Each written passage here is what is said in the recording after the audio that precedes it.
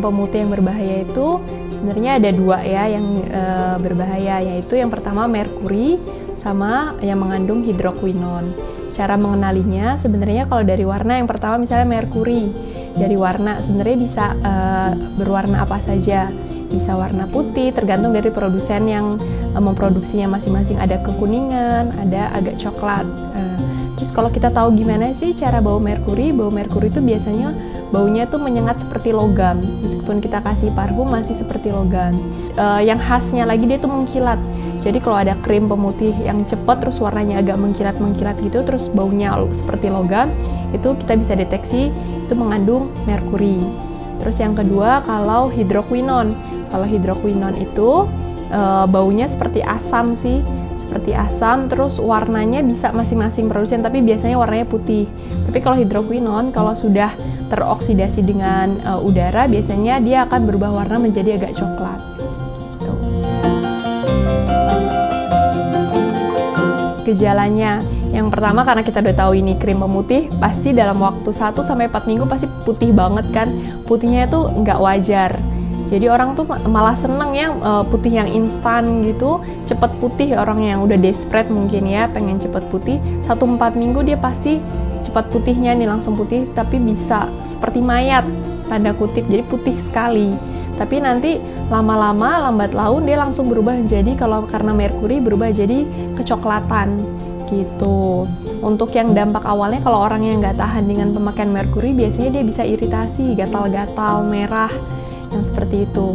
Terus nanti di tempat yang putih-putih tadi, yang udah dia putih banget itu, nanti suka ada bercak-bercak hitam-hitam di kulitnya, seperti itu. Terus kalau hidroquinon untuk pemakaian yang jangka panjang, itu dia bisa menyebabkan namanya ochronosis atau bercak-bercak hitam juga yang sangat sulit untuk dihilangkan nantinya. Gitu dampaknya.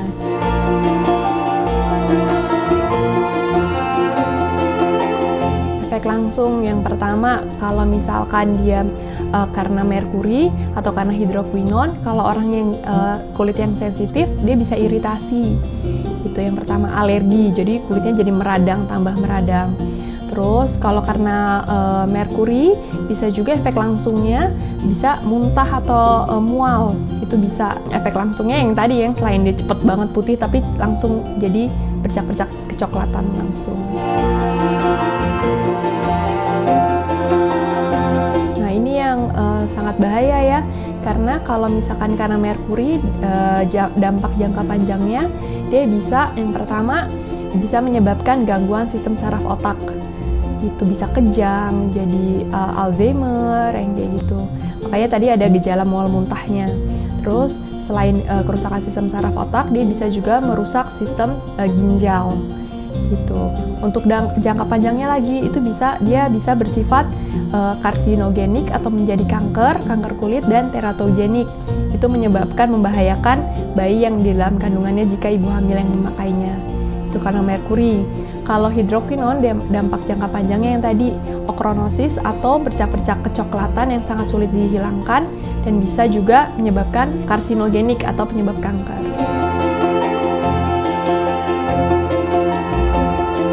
Kalau berhenti, sebenarnya harus berhenti ya. Tapi kalau misalkan dia tiba-tiba berhenti nih, jadi kulitnya akan jauh lebih gelap dibandingkan yang sebelumnya. Gitu, karena efek yang tadi yang sudah saya sampaikan.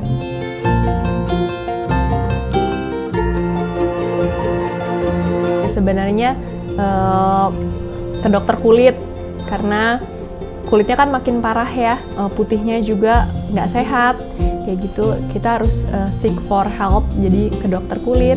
Atau kalau misalkan dia belum sempat nih ke dokter kulit, harus stop dulu, terus pakai regimen skincare atau skincare yang sifatnya itu menetralkan. Maksudnya jangan yang bikin tambah iritasi, jadi yang fungsinya untuk seperti yang mengandung aloe vera, ya, seperti yang menurunkan reaksi iritasi pada kulit.